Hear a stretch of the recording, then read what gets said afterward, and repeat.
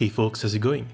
Illnott fight is finally over, and after a little bit of a break, I can finally put my vocal cords back to use. And for that, let's begin with the new Christmas releases. First, we got Yuni joining the Dark Element. Her charge attack deals massive dark damage to a foe and activates Sterna Sacra, her first skill. That's a 15% boost to Dark Allies charge bars and a 2-turn cut to debuff duration, while also giving her 1 precious holiday. That's pretty neat, looks very similar to her normal Grand version, despite the lack of healing. The 2-turn cut to debuff duration is also kind of an anti-Lich, but let's take a look at her entire kit before judging. Second skill, Exilaro, CA reactivation to another Dark Ally 1 time, and 100% boost to charge bar. This one costs 7 precious holidays though. Third skill, Astrum Vela, converts Dark Allies damage taken into light damage, debuff immunity for 1 time, and armor, but this also costs 10. 3-turn elemental switch, 3-turn armored. I guess it's not that bad, but again, 10 precious holidays might be a bit of a steep price to pay. Fourth skill, Puella Volans, arbitrator holiday effect to the caster, using 10 precious holidays. Dark Allies special CA cap is boosted, CA damage is supplemented, number of chains in the chain burst is increased by 2. Oh, that's interesting. I think that's the first time we see an effect like this. Very charge attack oriented though. Passive wise, when a dark chain burst activates, restores all allies HP based on the number of chains. Additional effects upon the Tide of Chaos, Yuni gains 1 precious holiday, so she stacks them a little bit faster compared to her Grand version, which means the 10 precious holidays for the armor and elemental conversion might not actually take that long to stack up. She looks fine, doesn't really look all that broken. The 2-turn cut to debuff duration, yeah, means she's not really going to want to run with Lich, but as a CA spec character, maybe for Cosmos paired with Haldwell and Maldwell as well as Fidel might not be that bad.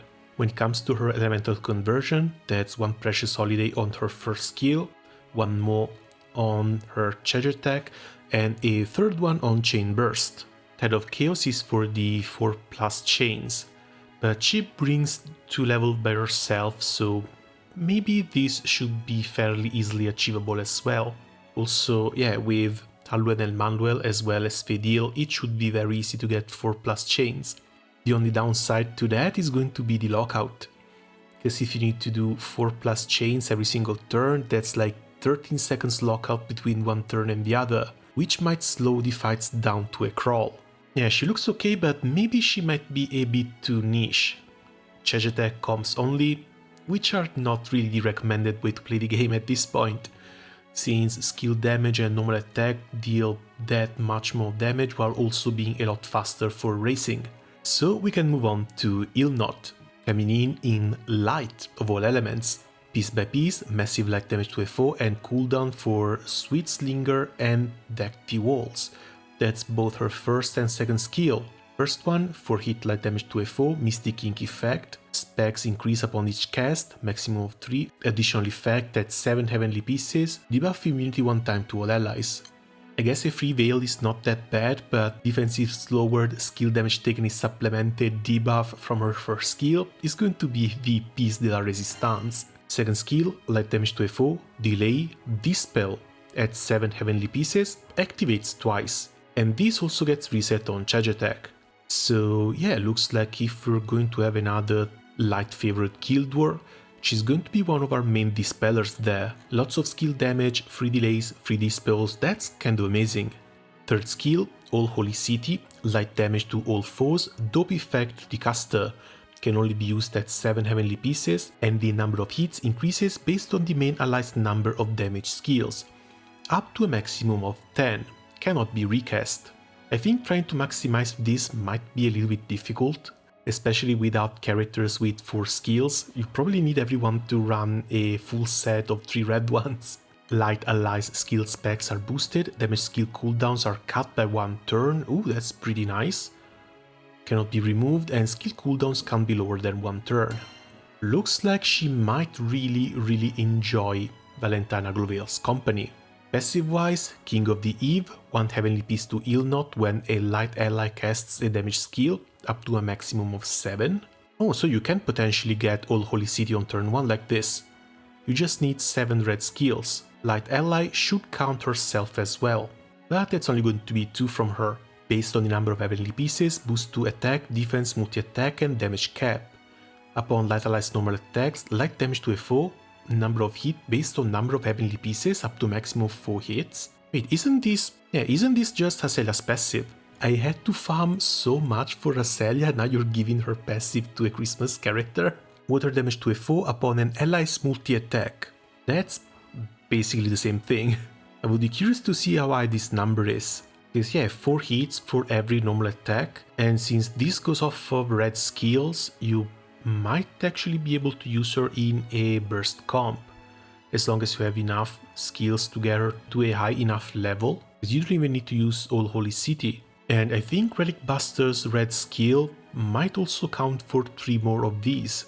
She's overly reliant on red skills, and I'm not sure if you can get King of Eve up to 7 stacks on turn 1 for a burst comp, especially not with the usual Floggen one. So she may not be able to replace Mugen in a light burst setup. Let's just buff 2 red skills from her, 3 buffs from here. And even Relic Buster would only cast Blitz Raid, which again should count, but that's only going to bring her up to 5 stacks out of 7.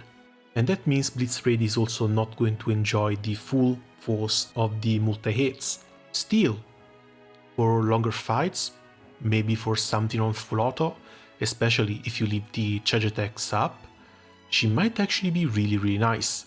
Deck Devolts alone brings a ton of utility. Double delay, double dispel is way too good to have. Now, another thing to keep in mind is that these characters are going to stay in the gacha until December 25th. And we should be getting a roulette that's going to give us a few free draws in order to actually attempt to pull them. Not to mention, we're going to get another double Christmas characters released on December 15th. Another thing to note is that Yuni's dark, Illnott is light. The next 2 United fights are going to be a fire favorite one in January and an earth favorite one in February. March should not have one. Maybe we might get a Dread Barrage, but I'm pretty sure we're not going to get that either. So we're left to April. And from here until April, there's going to be Christmas Roulette, Anniversary Roulette, and then the usual Anniversary ticket. Last year we had a 34 million player celebration starting on December 15th, as well as the New Year special starting on December 22nd. 13 million campaign coming in with 3 daily premium draws from the 14th to the 21st, and then the New Year special with the roulettes starting on the 21st and ending on January 4th. Sadly, when it comes to the roulette, it looks like we're only going to have 4 days of it with the Christmas characters available, but fingers crossed, that's going to be enough. Otherwise, we might just have to wait for the anniversary big ticket. Between these two, I think I might go with Illnott. Alright then, I guess that's going to be it for me for the moment. As always, thanks a lot for watching, try and be as patient as humanly possible when it comes to this period, and good luck with your rolls. Until next time, ciao!